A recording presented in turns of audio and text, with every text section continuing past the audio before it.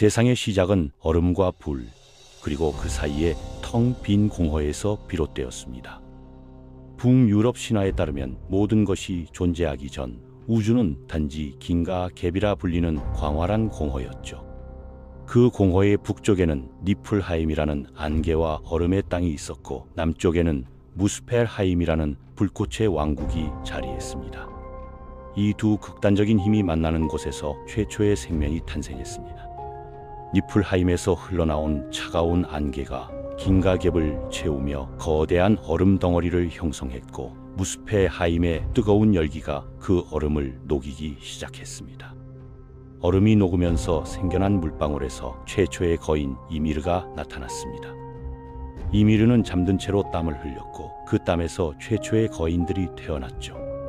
동시에 얼음에서 또 다른 존재가 나타났는데 바로 거대한 암소 아우둠나였습니다. 이 신비로운 암소의 젖에서 4개의 강이 흘러나와 이미르에게 영양을 공급했습니다. 아우둠나는 소금기 있는 얼음 블록을 핥아 먹으며 생존했는데 그녀가 핥은 얼음에서 새로운 존재가 모습을 드러냈습니다. 첫째 날에는 머리카락이, 둘째 날에는 머리가, 셋째 날에는 완전한 남자의 형상이 나타났죠. 이것이 바로 불이었고 그는 신들의 조상이 되었습니다. 불이는 아들 보르를 낳았고 보르는 거인족 여성과 결합하여 3명의 아들을 낳았습니다. 오딘, 빌리, 그리고 베입니다. 이 세 형제는 긴과 갭의 공허 속에서 성장했지만 그곳에는 아직 땅도 하늘도 바다도 숲도 존재하지 않았습니다. 그들은 무언가를 창조해야 한다고 결심했고 그러기 위해서는 거인 이미르를 희생시켜야 한다는 결론에 도달했습니다.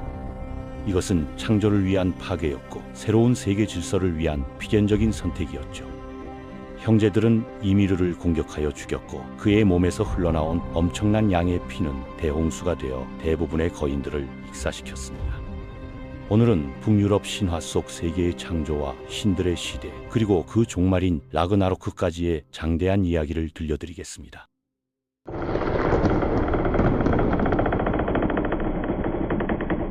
이 신화는 단순한 옛날 이야기가 아니라 북유럽 사람들의 세계관과 삶의 철학이 담긴 심오한 서사입니다. 오딘과 그의 형제들은 이미르의 시체를 이용해 세계를 창조했습니다. 그의 살은 대지가 되었고 뼈는 산맥을 이루었습니다. 두개골은 하늘의 도움이 되었고 뇌에는 구름이 되었죠. 피는 바다와 강을 만들었고 머리카락은 나무와 풀이 되었습니다. 이렇게 세계가 형성되자 형제들은 이미르의 눈썹으로 경계를 만들어 중간계, 즉 미드가르드를 조성했습니다. 이곳이 훗날 인간들이 살게 될 땅이었죠.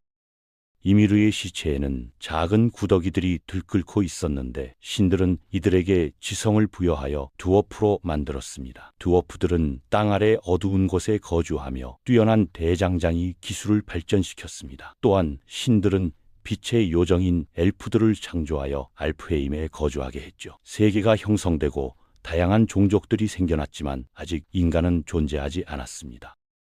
어느 날 오딘과 그의 형제들이 바닷가를 거닐다가 2개의 나무 줄기를 발견했습니다. 하나는 물풀의 나무였고 다른 하나는 느릅나무였죠. 형제들은 이 나무들로 인간을 창조하기로 결정했습니다. 오딘은 그들에게 생명과 영혼을 불어넣었고 빌리는 지성과 감정을 주었으며 벤 얼굴 특징과 감각을 조각했습니다. 이렇게 최초의 남자 아스크와 최초의 여자 엠블라가 탄생했고 모든 인류는 이 2 사람의 후손이 되었습니다. 인간에게 생명을 준 이후 모든 것의 아버지로 불리게 되었죠.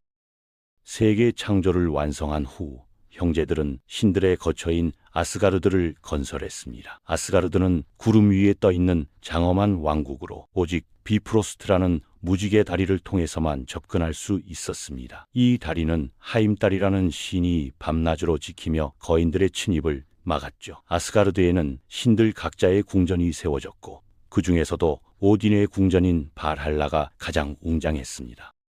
오딘은 아스가르드의 옥자인 흘리드 스칼프에 앉아 전 세계를 내려다볼 수 있었습니다. 그는 매우 현명한 신이었지만 자신이 아직 모든 것을 알지 못한다는 것을 깨달았죠. 진정한 지혜를 얻기 위해 오딘은 방랑자로 변장하고 거인들의 땅인 요툰하임으로 여행을 떠났습니다. 그곳에는 그의 삼촌인 미미르가 지혜의 샘 옆에 살고 있었습니다. 미미르는 매일 갸들라르 호른이라는 뿔잔으로 샘물을 마시며 세상의 모든 지식을 쌓아가고 있었습니다. 오딘은 삼촌을 찾아가 샘물을 한 모금만 마시게 해달라고 간청했죠. 하지만 미미르는 그런 귀중한 것을 공짜로 줄 수 없다고 말했습니다. 그가 요구한 대가는 충격적이었습니다. 바로 오딘의 눈 하나였죠. 오딘은 잠시도 망설이지 않고 자신의 눈을 뽑아 샘에 던졌습니다. 그의 고통의 비명은 우주 전체에 울려 퍼졌고 미미르는 약속을 지켜 오딘에게 지혜의 샘물이 가득 담긴 뿔잔을 건넸습니다. 오딘이 샘물을 마시자 그의 마음은 과거, 현재, 미래에 대한 깊은 통찰로 가득 찼습니다. 그가 잃은 눈이 있던 자리에는 강렬한 빛을 발하는 흉터가 남았고 사람들은 그를 외눈박이 또는 불타는 눈을 가진 자라고 부르게 되었죠. 역설적이게도 오딘은 한쪽 눈을 잃은 후 두 눈이 있을 때보다 훨씬 더 명확하게 세상을 보게 되었습니다. 천둥의 신 토르는 오딘의 아들로 엄청난 힘과 용기를 지닌 전사였습니다. 그는 아름다운 황금 머리를 가진 시프 여신과 결혼했는데 시프의 머리카락은 토르가 가장 사랑하는 그녀의 특징이었죠. 어느 날 아침 토르가 잠에서 깨어났을 때 옆에 누운 대머리 여인을 보고 경악했습니다. 장난의 신 로키가 시프가 잠든 사이 그녀의 아름다운 머리카락을 모두 잘라버린 것이었죠. 토르의 분노는 아스가르드 전체를 뒤흔들었고 그는 로키를 붙잡아 협박했습니다. 시프의 머리카락을 되돌릴 방법을 찾지 못하면 로키의 모든 뼈를 부수겠다고 말이죠. 겁에 질린 로키는 해결책을 생각해냈습니다. 두어프들이라면 진짜 머리카락처럼 자라는 황금 머리카락을 만들 수 있을 거라고 생각한 것입니다. 하지만 단순히 부탁하기에는 두어프들이 쉽게 움직이지 않을 것 같았죠. 교활한 로키는 두 두어프 가족 사이에 경쟁을 불러일으키기로 했습니다. 먼저 이발디의 아들들을 찾아가 브로크와 에이트리 형제가 자신들을 서투른 장인이라고 비웃었다고 거짓말했습니다. 분노한 이발디의 아들들은 자신들의 실력을 증명하겠다며 신들을 위한 3가지 선물을 만들기 시작했죠. 그들은 시프를 위한 황금 머리카락, 오딘을 위한 궁리르라는 창, 그리고 프레이를 위한 스키드 블라드니르라는 접을 수 있는 배를 만들었습니다.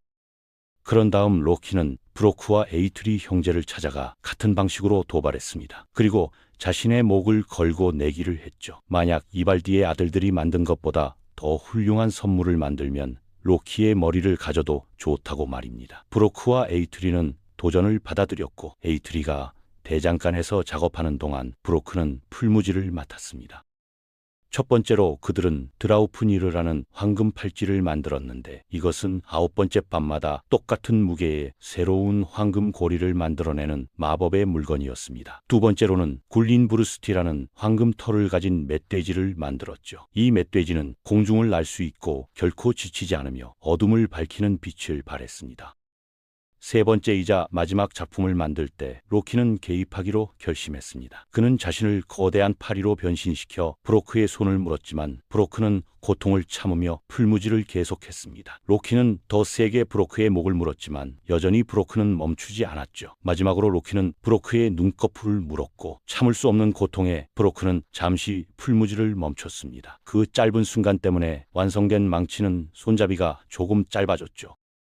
신들 앞에서 두 가족의 작품이 공개되었을 때 모든 선물이 훌륭했지만 브로크와 에이트리가 만든 멸리라는 망치가 최고로 선정되었습니다. 이 망치는 던지면 절대 빗나가지 않고 반드시 주인의 손으로 돌아오며 거인들도 두려워하는 파괴력을 지니고 있었기 때문입니다. 로키는 내기에 져서 자신의 머리를 내놓아야 했지만 그는 마지막 꾀를 부렸습니다. 로키는 자신의 머리는 가져가도 좋지만 목은 단 한 조각도 건드려서는 안 된다고 주장했습니다. 내기는 머리에 대한 것이었지 목에 대한 것이 아니었다는 거죠. 목을 다치게 하지 않고는 머리를 자를 수 없었기에 두어프들은 좌절했습니다. 화가 난 브로크는 대신 로키의 입을 꿰매버려서 더 이상 거짓말을 하지 못하게 했죠. 하지만 결국 로키는 목에 머리를 붙인 채로 남았고 신들은 훌륭한 보물들을 얻게 되었습니다. 아스가르드에는 많은 적들이 있었지만 그들은 강력한 토르의 힘을 두려워했습니다. 그러나 토르가 없는 동안 아스가르드는 취약해질 수 있었죠. 신들은 왕국을 보호할 견고한 성벽이 필요하다고 결정했습니다. 그런데 어느 날 한 건축가가 나타나 놀라운 제안을 했습니다. 단 1년 반 만에 난공불락의 성벽을 지어주겠다는 것이었죠. 하지만 그가 요구한 대가는 충격적이었습니다. 아름다운 프레이야 여신을 아내로 달라는 것과 태양과 달까지 요구했습니다. 당연히 신들은 거절했지만 로키가 교묘한 제안을 했죠. 건축가에게 단 1년의 기한만 주고 어떤 인간의 도움도 받지 못하게 한다면 그는 절대 완성하지 못할 것이라고 말입니다. 그렇게 되면 공짜로 상당 부분을 얻을 수 있다는 계산이었죠.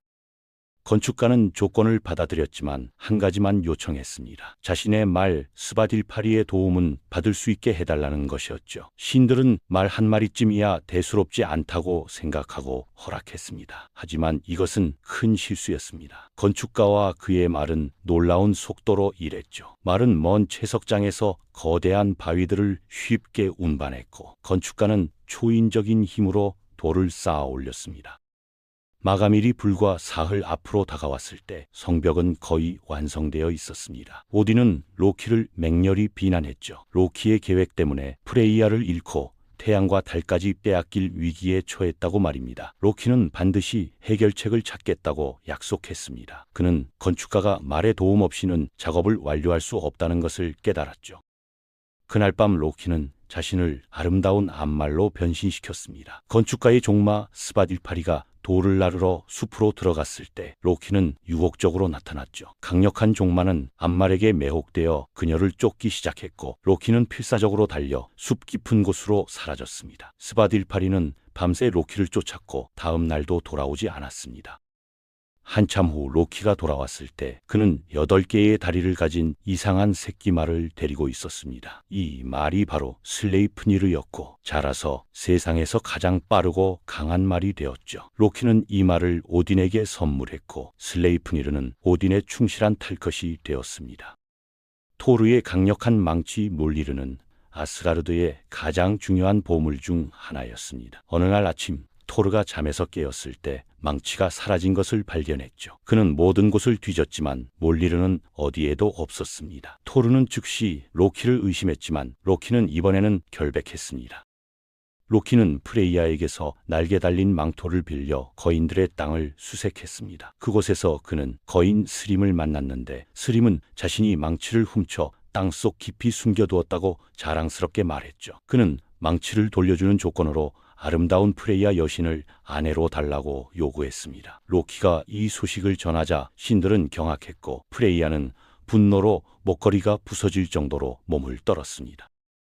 하지만 묠리르 없이는 아스가르드를 방어할 수 없었습니다. 그때 하임 딸이 기발한 계획을 제안했죠. 토르가 신부로 변장하여 거인의 땅으로 가는 것이었습니다. 토르는 격렬히 반대했지만 다른 방법이 없었습니다. 결국 토르는 웨딩드레스를 입고 베일로 얼굴을 가렸으며 로키는 시녀로 변장했습니다. 거인 스림은 신부를 환영하며 성대한 연회를 준비했습니다. 그런데 신부로 변장한 토르는 엄청난 양의 음식을 먹어치웠죠. 소 1마리와 연어 8마리, 그리고 여성들을 위해 준비된 모든 진미를 순식간에 먹어버렸습니다. 의아해하는 스림에게 로키가 재빠르게 설명했습니다. 신부가 너무 기대에 부풀어 일주일 동안 아무것도 먹지 못했다고 말이죠.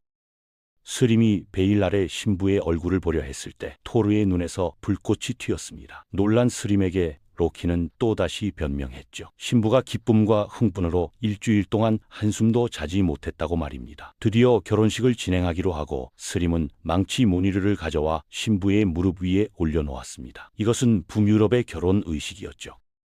망치를 손에 쥔 순간 토르는 베일을 벗어던지고 번개처럼 일어났습니다. 그는 먼저 스림의 머리를 박살냈고 그 자리에 있던 모든 거인들을 쓰러뜨렸죠. 토르와 로키는 승리와 함께 아스가르드로 돌아왔고 신들은 토르가 신부옷 입었던 이야기로 한동안 즐거워했습니다.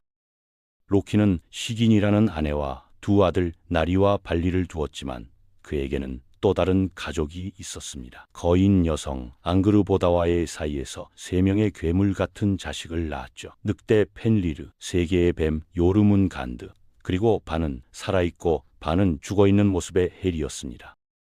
오딘은 환상을 통해 로키의 이 자식들이 라그나로크 때 중요한 역할을 할 것이라는 예언을 보았습니다. 특히 거대한 늑대의 턱 속으로 빠져드는 환영은 오딘을 불안하게 했죠. 신들은 로키의 자식들을 아스가르드로 데려오기로 결정했습니다. 그들은 요툰하임으로 가서 새 괴물을 붙잡아 왔습니다.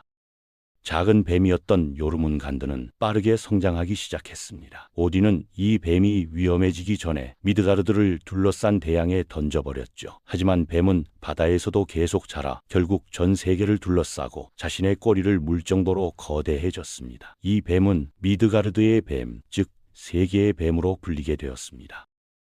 헬은 반쪽은 아름다운 여성이었지만 다른 반쪽은 썩어가는 시체 같았습니다. 오딘은 그녀를 죽은 자들의 세계인 헬하임의 통치자로 임명했죠. 전장에서 영광스럽게 죽지 못한 자들, 질병이나 노환으로 죽은 자들은 모두 헬의 왕국으로 가게 되었습니다. 늑대 새끼 펠리르는 아스가르드에 남아 신들 사이에서 자랐습니다. 처음에는 귀여운 새끼였지만 빠르게 성장하여 곧 거대한 늑대가 되었죠. 전쟁의 신 티르만이 펠리르와 친구가 되어 그에게 먹이를 주었습니다. 하지만 펠리르가 계속 커지자 신들은 두려움을 느끼기 시작했습니다. 신들은 펠리르를 속여 사슬로 묶기로 했습니다. 그들은 레딘이라는 강력한 사슬을 만들어 펠리르에게 힘 테스트를 하자고 제안했죠. 펠리르는 게임이라고 생각하고 기꺼이 사슬에 묶였습니다. 하지만 가볍게 힘을 쓰자 사슬은 산산조각이 났습니다. 신들은 더 강력한 드롬이라는 사슬을 만들었습니다. 이것은 레딩보다 2배나 강했죠. 펠리르는 다시 도전을 받아들였고 이번에는 더 많은 힘을 사용했습니다. 사슬은 잠시 버텼지만 결국 파열되었고 신들은 경악했습니다. 펠리르는 이제 신들이 무언가를 꾸미고 있다는 것을 눈치채기 시작했습니다. 오딘은 드워프들에게 도움을 요청했습니다. 드워프들은 글라이프니르라는 마법의 끈을 만들었는데 이것은 고양이의 발소리, 여자의 수염, 산의 뿌리, 곤의 힘줄, 물고기의 숨결, 새의 침으로 만들어졌습니다. 이 모든 재료는 존재하지 않거나 볼 수 없는 것들이었기에 글라이프니르는 파괴할 수 없는 것이었죠. 신들이 이 얇은 실크 같은 끈을 가지고 왔을 때 펠리르는 깊은 의심을 품었습니다. 그는 조건을 제시했죠. 신들 중 한 명이 자신의 입에 손을 넣는다면 묶이겠다고 말입니다. 만약 속임수가 있다면 그 손을 물어뜯겠다는 경고였습니다. 신들은 서로를 바라보았지만 아무도 나서지 않았습니다. 마침내 티르가 앞으로 나섰습니다. 그는 펠리르의 친구였고 늑대에게 먹이를 준 유일한 신이었죠. 티르가 손을 펠리르의 입에 넣자 다른 신들이 글라이프니르로 늑대를 묶었습니다. 펠리르는 있는 힘을 다해 끈을 끊으려 했지만 힘을 쓸수록 끈은 더 단단해졌습니다. 자신이 배신당했음을 깨달은 펠리르는 티르의 손목을 물어뜯었습니다. 티르는 단 한 번의 비명도 지르지 않고 고통을 견뎌냈습니다. 그의 희생 덕분에 펠리르는 바위에 단단히 묶였고 신들은 늑대의 입을 벌린 채 고정시켰습니다. 펠리르는 분노하며 맹세했죠. 라그나로크가 오면 반드시 오딘을 찾아 복수하겠다고 말입니다. 오딘의 아들 발드르는 신들 중 가장 아름답고 친절했습니다. 모든 것이 그를 사랑했고 그가 가는 곳마다 기쁨과 빛이 넘쳤죠. 하지만 어느 날부터 발드르는 끔찍한 악몽에 시달리기 시작했습니다. 자신의 죽음을 암시하는 꿈들이었죠. 발드르의 어머니 프리가는 이 악몽을 막기 위해 결단을 내렸습니다. 프리가는 세상의 모든 것을 찾아다니며 발드르를 해치지 않겠다는 맹세를 받아냈습니다. 돌, 나무, 금속, 불, 동물, 질병 등 모든 것이 맹세했죠. 이제 아무것도 발드르를 해칠 수 없게 되었습니다. 신들은 이것을 재미있는 놀이로 삼았습니다. 발드르에게 무기를 던지고 돌을 던졌지만 모든 것이 그를 비켜갔거나 아무 피해도 주지 못했습니다. 하지만 로키는 발드르의 인기를 질투했습니다. 그는 노파로 변장하여 프리가를 찾아갔고 교묘한 대화를 통해 중요한 정보를 얻어냈죠. 프리가는 겨우살이만은 너무 어리고 무해해 보여서 맹세를 받지 않았다고 털어놓았습니다. 로키는 즉시 겨우살이를 구해 날카로운 화살을 만들었습니다. 신들이 발드르에게 물건을 던지며 즐기고 있을 때 눈먼 신 호드르만이 참여하지 못하고 서 있었습니다. 로키는 호드르에게 다가가 자신이 도와주겠다며 겨우살이 화살을 쥐어주고 조준을 도왔죠. 호드르가 화살을 던지자 화살은 발드르의 심장을 관통했고 사랑받던 신은 그 자리에서 쓰러져 죽었습니다. 신들의 슬픔은 말로 표현할 수 없었습니다. 프리가는 헬하임으로 사자를 보내 발드르를 되돌려 달라고 간청했습니다. 헬은 조건을 제시했죠. 만약 세상의 모든 것이 발드르를 위해 운다면 그를 돌려보내겠다고 말입니다. 신들은 전 세계를 돌아다니며 모든 것에게 울어달라고 부탁했습니다. 사람, 동물, 식물, 심지어 돌까지 발들르를 위해 눈물을 흘렸습니다. 하지만 한 거인만은 울기를 거부했죠. 그 거인은 변장한 로키였습니다. 한 존재라도 울지 않았기에 발드르는 헬하임에 남아야 했습니다. 이것이 신들의 인내심을 넘어서는 마지막 아케이였습니다. 신들은 로키를 추적했습니다. 로키는 연어로 변해 폭포 근처에 숨었지만 오딘은 그의 은신처를 발견했죠. 신들이 그물을 만들어 로키를 잡으려 하자 로키는 물 밖으로 뛰어올랐습니다. 토르가 그 순간을 놓치지 않고 공중에서 로키를 붙잡았습니다. 로키는 필사적으로 빠져나가려 했지만 토르의 소나귀에서 벗어날 수 없었죠. 신들은 로키를 동굴로 끌고 가 바위 위에 묶었습니다. 그의 아들 나리의 내장으로 만든 끈으로 로키를 결박했죠. 하지만 그것으로도 부족했습니다. 스카디는 독사를 가져와 로키의 머리 위 바위에 매달았습니다. 뱀의 독이 로키의 얼굴에 떨어질 때마다 그의 피부는 타들어갔고 고통스러운 비명이 울려 퍼졌습니다. 로키의 아내 시긴만이 남편 곁을 지켰습니다. 그녀는 그릇을 들고 독이 떨어지는 것을 받아냈지만 그릇이 가득 차면 비우러 가야 했죠. 그 짧은 순간 동안 독은 다시 로키의 얼굴에 떨어졌고 그의 고통스러운 몸부림은 지진을 일으켰습니다. 로키는 매일 복수를 맹세했습니다. 라그나로크가 오면 신들에게 받은 모든 고통을 갚아주겠다고 말이죠. 인간들의 땅 미드가르드는 아스가르드 신들의 보호 아래 번영했습니다. 토르는 거인들의 공격으로부터 인간을 지켰고 사람들은 감사의 제물을 바쳤죠. 하지만 모든 것에는 끝이 있다는 것을 사람들은 알고 있었습니다. 신들의 시대도 영원하지 않을 것이며 언젠가 라그나로크, 즉 신들의 황혼이 찾아올 것이라는 예언을 들어왔습니다. 어느 해 여름이 끝나갈 무렵 이상한 징조들이 나타나기 시작했습니다. 풍성할 것으로 예상되던 수확기에 갑자기 서리가 내렸고 농작물 대부분이 얼어 죽었죠. 나무 잎들은 평소보다 훨씬 일찍 떨어졌고 차가운 바람이 불어오기 시작했습니다. 사람들은 불안해했지만 이것이 단순한 혹독한 겨울일 뿐이라고 생각했습니다. 하지만 그들이 틀렸습니다. 함불베트르, 즉 거대한 겨울이 시작되었던 것입니다. 여름 없이 3번의 겨울이 연속으로 이어졌죠. 추위는 상상을 초월했고 눈은 끝없이 내렸으며 태양은 점점 더 약해져 갔습니다. 식량은 빠르게 고갈되었고 사람들은 살아남기 위해 절박해졌습니다. 굶주림이 사람들의 도덕을 무너뜨렸습니다. 이웃이 적이 되었고 형제가 형제를 배신했으며 자식이 부모에게 맞섰습니다. 전쟁과 살인이 난무했고 세상은 혼돈에 빠졌죠. 이것이 바로 라그나로크의 전조였습니다. 신들의 세계 아스가르드에서도 불길한 징조들이 포착되었습니다. 하늘에서는 2마리의 거대한 늑대가 태양과 달을 쫓고 있었습니다. 스콜은 태양을 쫓았고 하티는 달을 쫓았죠. 오랜 세월 동안 태양과 달의 신들은 이 늑대들을 피해 도망쳤지만 할불베트르 동안 그들은 지쳐갔습니다. 마침내 늑대들이 먹잇감을 따라잡았고 태양과 달을 삼켜버렸습니다. 세상은 완전한 어둠에 빠졌죠. 그때 땅이 격렬하게 흔들리기 시작했습니다. 세계수 이그드라실이 뿌리부터 흔들렸고 산들이 무너졌으며 모든 결박이 풀렸습니다. 펠리르를 묶고 있던 바위가 산산조각 났고 거대한 늑대는 마침내 자유를 얻었습니다. 수천 년간의 분노를 품은 채 펠리르는 복수를 위해 움직이기 시작했죠. 바다 깊은 곳에서 요르문간드, 3개의 뱀이 몸을 비틀며 일어났습니다. 뱀의 움직임은 거대한 쓰나미를 일으켰고 해안의 모든 것을 휩쓸었습니다. 뱀은 맹독을 뿜어내며 육지로 올라왔고 그 독은 물과 공기를 오염시켰습니다. 하늘과 바다가 도끼로 가득 찼죠. 지하 세계에서는 로키가 풀려났습니다. 지진으로 그를 묶고 있던 바위가 부서졌고 수천 년의 고문에서 벗어난 로키는 오직 복수만을 생각했습니다. 그는 딸 헬의 왕국으로 내려가 죽은 자들의 군대를 이끌고 나왔죠. 영광 없이 죽은 자들의 창백한 시체들이 일어나 로키를 따랐습니다.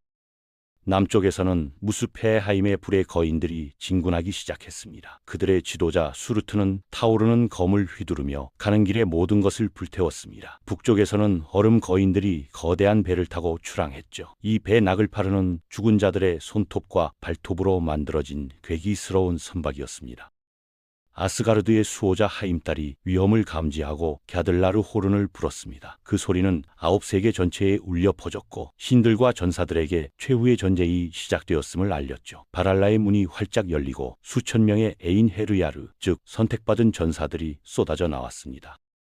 이들은 살아생전 영웅적으로 전사한 전사들로 발키리에 의해 발할라로 인도되어 바로 이 날을 위해 훈련받아 왔습니다. 오딘은 황금 갑옷을 입고 슬레이프니르에 올라탔습니다. 토르는 모니르를 움켜쥐었고 티르는 한쪽 팔로도 검을 완벽하게 다룰 준비가 되어 있었죠. 프레이, 하임달, 그리고 전투가 가능한 모든 신들이 무장했습니다.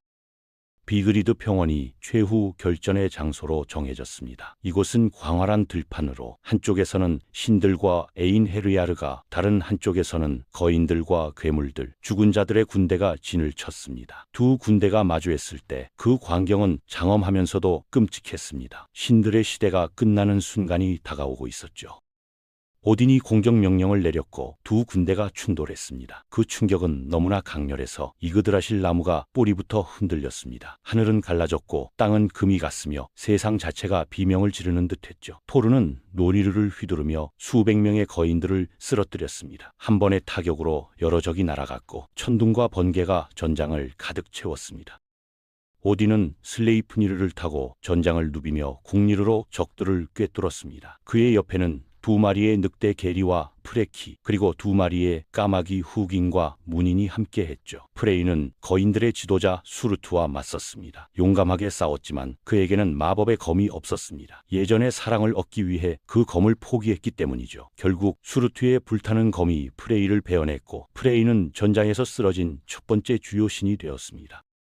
티르는 헬의 거대한 사냥개 가름과 마주쳤습니다. 둘은 치열하게 싸웠고 결국 티르의 검이 가름의 심장을 관통했습니다. 하지만 가름도 죽어가며 티르의 목을 물어뜯었죠. 두 전사는 함께 쓰러졌습니다. 하임달과 로키는 오랜 숙적으로서 서로를 찾아 결투를 벌였습니다. 두 신은 비슷한 힘을 가졌고 싸움은 길고 치열했습니다. 결국 둘은 동시에 치명상을 입히며 함께 죽음을 맞이했죠. 토르는 마침내 요르문간드와 마주쳤습니다. 이것은 그가 오랫동안 기다려온 대결이었습니다. 세 개의 뱀은 거대한 몸을 휘감으며 토르를 공격했고 토르는 무니르로 응수했습니다. 망치의 타격이 뱀의 비늘을 부수었고 뱀의 독이 토르의 피부를 태웠습니다. 전투는 격렬했고 양측 모두 상처투성이가 되었습니다. 마침내 토르가 있는 힘을 다해 뱀의 머리를 내리쳤고 요르문간드는 비명을 지르며 쓰러졌습니다. 승리의 순간이었지만 짧았죠. 죽어가는 뱀이 마지막 힘을 다해 독을 뿜어냈고 토르는 독구름에 휩싸였습니다. 신들의 위대한 수호자는 9걸음을 뒤로 물러나다 무릎을 꿇고 쓰러져 숨을 거두었습니다. 오딘은 펠리르와 마주쳤습니다. 거대한 늑대는 입을 벌려 하늘과 땅에 닿을 정도였죠. 오딘은 용감하게 창을 휘둘렀지만 펠리르의 힘은 상상을 초월했습니다. 결국 늑대가 오딘을 삼켜버렸고 모든 것의 아버지는 죽음을 맞이했습니다. 하지만 그 순간 오딘의 아들 비다르가 나타났습니다. 그는 펠리르의 아래턱에 발을 올려놓고 있는 힘을 다해 위턱을 잡아당겼습니다. 비다르가 신고 있던 신발은 특별했죠. 세상이 시작된 이래 모든 구두 제작자가 버린 가죽 조각으로 만들어진 것이었습니다. 비다르는 펠리르의 턱을 찢어 아버지의 복수를 완수했습니다. 전장은 시체로 뒤덮였습니다. 신과 거인, 인간과 괴물이 함께 쓰러져 있었죠. 그때 불의 거인 수르트가 타오르는 검을 하늘 높이 치켜들었습니다. 검에서 나온 불길이 사방으로 퍼져나가며 모든 것을 집어삼켰습니다. 아스가려드의 화려한 궁전들이 불타올랐고 미드가르드의 숲과 들판이 재가 되었습니다. 이그드라실 나무조차 불에 휩싸였습니다. 세상을 떠받치던 거대한 물풀의 나무가 타들어가며 쓰러졌고 그와 함께 9세계의 구조 자체가 무너졌죠. 바다가 육지를 덮쳤고 하늘이 땅으로 떨어졌습니다. 모든 것이 물과 불과 어둠 속으로 사라졌습니다. 긴 시간이 흘렀습니다. 아무것도 없는 공허만이 남았던 것처럼 보였죠. 하지만 세상은 끝나지 않았습니다. 서서히 물이 빠지기 시작했고 새로운 땅이 모습을 드러냈습니다. 이 땅은 이전보다 더 푸르고 아름다웠죠. 풀이 돋아나고 꽃이 피어났으며 새들이 노래를 불렀습니다. 새로운 태양이 떠올랐습니다. 이것은 이전 태양의 딸로 어머니보다 더 밝고 따뜻한 빛을 비췄습니다. 놀랍게도 이그드라실 나무의 일부가 살아남았고 그 안에서 리프와 리프트라시르라는 두 인간이 걸어 나왔습니다. 신들은 라그나로크가 오기 전에 이 두 사람을 나무 속에 숨겨뒀던 것입니다. 그들은 새로운 인류의 조상이 될 것이었죠. 신들 중에도 생존자가 있었습니다. 오딘의 아들 비다르와 발리, 토르의 아들 마그니와 모디가 살아남았습니다. 그들은 아버지의 유산을 이어받았죠. 마그니와 모디는 토르의 망치 모니르를 찾아 들어올렸습니다. 놀랍게도 사랑받던 발드르와 그의 동생 호드르가 헬하임에서 돌아왔습니다. 죽음의 세계도 라그나로크로 파괴되면서 그들이 풀려난 것이죠. 살아남은 신들은 이다볼 평원에 모였습니다. 이곳은 예전에 아스가르드가 있던 자리였습니다. 그들은 풀밭에서 오래된 황금 체스 말들을 발견했는데 이것은 신들이 예전에 즐겨하던 게임의 말들이었죠. 신들은 앉아서 과거를 회상했습니다. 오딘의 지혜, 토르의 용맹, 프레이의 관대함을 기억했습니다. 그들은 무엇이 잘못되었는지, 어떻게 하면 같은 실수를 반복하지 않을 수 있을지 이야기했습니다. 벨리라는 새로운 궁전이 세워졌습니다. 이곳은 아스가르드를 대신할 새로운 신들의 거처였죠. 이 궁전은 황금 지붕으로 덮여 있었고 정의와 평화의 전단이었습니다. 신들은 이전처럼 오만하거나 권력에 집착하지 않기로 결심했습니다. 리프와 리프트라시르는 새로운 미드가르드에서 자녀를 낳았고 인류는 다시 번성하기 시작했습니다. 이번에는 신들과 인간이 더 나은 관계를 맺었죠. 신들은 인간을 보호하되 간섭하지 않았고 인간은 신들을 존경하되 맹목적으로 따르지 않았습니다. 새로운 균형이 찾아온 것입니다. 세상은 파괴와 재생의 순환 속에 있다는 것이 북유럽 신화의 핵심입니다. 라그나로크는 끝이 아니라 새로운 시작이었죠. 오래된 것이 사라져야 새 것이 태어날 수 있다는 진리를 보여줍니다. 신들조차 영원하지 않으며 모든 것은 변화하고 순환한다는 것을 이 신화는 가르쳐줍니다.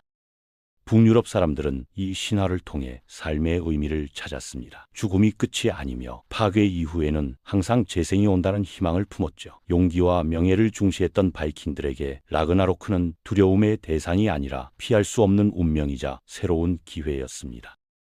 오딘이 지혜를 얻기 위해 눈을 희생했던 것처럼 때로는 무언가를 얻기 위해 대가를 치러야 합니다. 토르가 무니르로 무수한 거인을 물리쳤지만 결국 요르문간드의 독에 쓰러진 것처럼 힘만으로는 모든 것을 해결할 수 없습니다. 발드르의 죽음이 보여주듯 사소해 보이는 것이 때로는 가장 치명적일 수 있죠.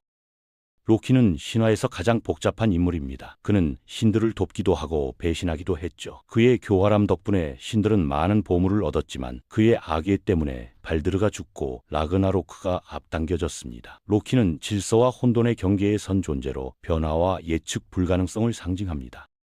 펠리르, 요르문간드, 헬 같은 괴물들도 단순한 악이 아니었습니다. 그들은 신들이 두려워하고 억압한 존재들이었고 결국 그 억압이 더 큰 재앙을 불러왔죠. 펠리르는 티르와 친구였지만 배신당한 후 복수의 화신이 되었습니다. 이것은 두려움으로 통제하려는 시도가 얼마나 위험한지 보여줍니다.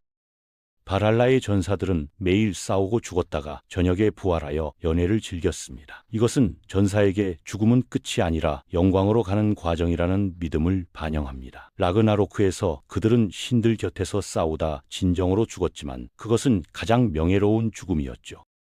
비프로스트 다리는 신들의 세계와 다른 세계를 연결했지만 라그나로크 때 무너졌습니다. 이것은 오래된 연결과 질서가 무너지고 새로운 것이 필요하다는 것을 상징합니다. 하임딸은 마지막까지 자신의 임무를 다했고 로키와 함께 쓰러지며 오래된 시대를 마감했습니다.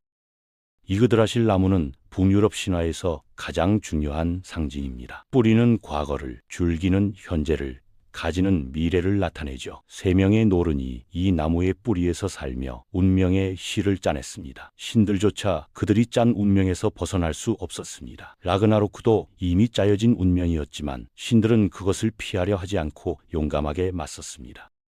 드워프들의 솜씨는 신화 전반에 걸쳐 중요한 역할을 합니다. 그들이 만든 묠니르, 국니르, 드라우프니르, 글라이프니르 같은 물건들은 단순한 도구가 아니라 마법과 상징이 담긴 성물이었죠. 드워프들은 땅 아래 어둠 속에서 살았지만 그들의 창조물은 신들의 세계를 밝혔습니다.